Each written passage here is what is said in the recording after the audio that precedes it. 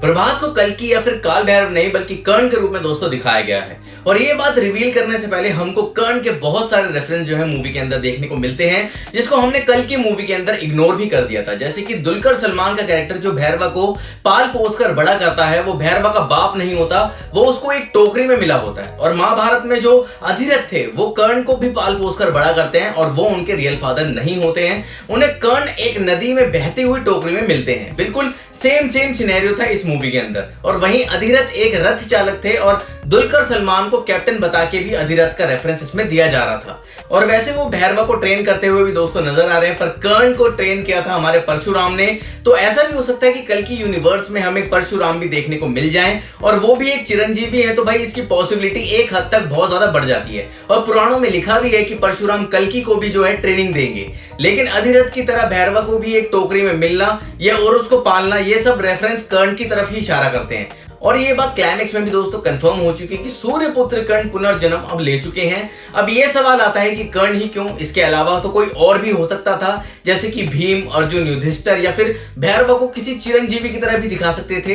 ये मूवी का एक बहुत बड़ा ट्विस्ट सीन था और ये मेकर्स ने इसको इसलिए लिया होगा क्योंकि गांडीव धनुष भगवान की शक्तियों से लिंक था। और इसमें काउंसलर बानी भी दोस्तों ये बोलते हुए हमें मूवी के अंदर नजर आ रहे हैं कि भगवान जब धरती पर रहते थे तब ये अस्त्र बना था और जब भगवान चले गए तो इसकी शक्तियां भी उनके साथ चली गई। अब इसकी शक्ति वापस आ गई है, इसका मतलब ये है कि भगवान वापस आ गए हैं। अब ये बात सच है क्योंकि महाभारत के टाइम पर जब श्री कृष्ण ने अपना शरीर त्याग दिया था तो उनके साथ गांडीव धनुष की पावर्स भी जो है वापस चली गई थी। और उसके बाद अर्जुन गांडीव धनुष को उठा भी नहीं पा रहे थे, इसलिए उन्होंने उस धनुष को वहीं पर छोड़ दिया था।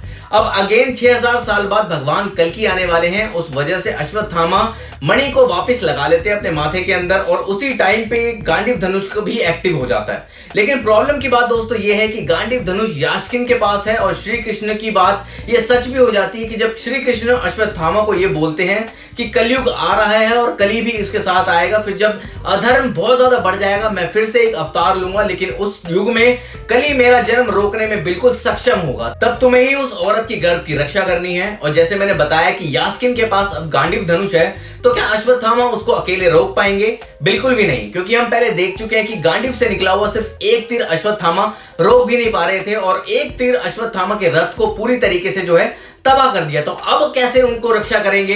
तो भाई इसलिए वो कर्ण को लाए, क्योंकि कर्ण एक ऐसा योद्धा थे जो गांडीव धनुष के तीर को रोक सकते थे। और क्लाइमेक्स के सीन में हमें अर्जुन और कर्ण के बीच का युद्ध भी हमें दोस्तों दिखाया जाता है, भले ही थोड़ा सा। और उस युद्ध में अगर श्री कृष्ण अर्जुन के साथ ना होते तो कर्ण अर्जुन को हरा भी देते। पर अब क्या करें, कर्ण की डेथ वैसे ही लिखी थी क्योंकि उन्हें दो श्राप मिले हुए थे। पहला श्राप उन्हें परशुराम जी से मिला था क्योंकि परशुराम जी सिर्फ ब्राह्मण लोगों को ही अपना शिष्य बनाते थे उनकी ट्रेनिंग के लिए, पर कर्ण ने उनसे झूठ बोलकर उनसे ट्रेनिंग ली थी कि वो भी एक ब्राह्मण के पुत्र हैं। तो जब परशुराम जी को यह बात पता चली कि कर्ण ब्राह्मण नहीं बल्कि एक क्षत्रिय हैं, तो वो कर्ण को श्राप देते हैं कि जब तुम्हें मेरी विद्या की सबसे ज्यादा जरूरत होगी तुम उसी टाइम पर मेरी विद्या भूल जाओगे। और दूसरा श्राप धरती मां से उनको मिला था और इस श्राप का रीजन बहुत अलग अलग रीजन दिया हुआ है, पर हाँ श्राप ये था कि युद्ध में सबसे जरूरी वक्त तुम्हारे रथ का पहिया धरती के अंदर फंस जाएगा और जब तुम कुछ भी नहीं कर पाओगे। और यही तो श्राप थे कि जिस वजह से कर्ण की डेथ हुई। और जिस गांडीव धनुष का तीर का सामना कोई देवता दानव भी नहीं कर सकता था, उस अकेले तीर का सामना कर्ण कर सकते थे, इसलिए वो कर्ण को लाए हैं। क्योंकि जब यास्किन गांडीव धनुष को चलाएं तब अश्वत्थामा की हेल्प करने कर्ण आए। अब आप समझ सकते हो कि जब यास्किन गांडीव धनुष का यूज करेगा तो अश्वत्थामा को कर्ण की जरूरत क्यों पड़ने वाली है। और मेकर्स ने यास्किन को गांडीव धनुष दोस्तों इसलिए दिया है क्योंकि उससे चिरंजीवियों से लड़ाई करनी है। क्योंकि भले ही आज के टाइम की टेक्नोलॉजी बहुत ही ज्यादा एडवांस, बहुत ही ज्यादा आधुनिक हो, लेकिन वो इतनी ज्यादा पावरफुल नहीं है कि वो भगवानों को रोक पाए। और भाई एक बात शायद आपको पता नहीं होगी कि सूर्यपुत्र कर्ण और इंद्रपुत्र की लड़ाई हमेशा से युगों में चली आ रही है। राम युग में बाली सुग्रीव थे और फिर द्वापर युग में अर्जुन और कर्ण थे और अब कलयुग में ये दोनों ना सही बल्कि इनके अस्त्र जो है अब एक दूसरे से लड़ेंगे। तो दोस्तों ये थी कुछ थ्योरी जो कि कर्ण को क्यों साबित करती है कि उनका पुनर्जन्म क्यों हुआ है कल की मूवी के अंदर। तो दोस्तों वीडियो अगर पसंद आए तो वीडियो को लाइक और मेरे चैनल को सब्सक्राइब कर देना। मैं आपसे मिलूंगा दोस्तों नेक्स्ट वीडियो में, तब तक के लिए जय हिंद।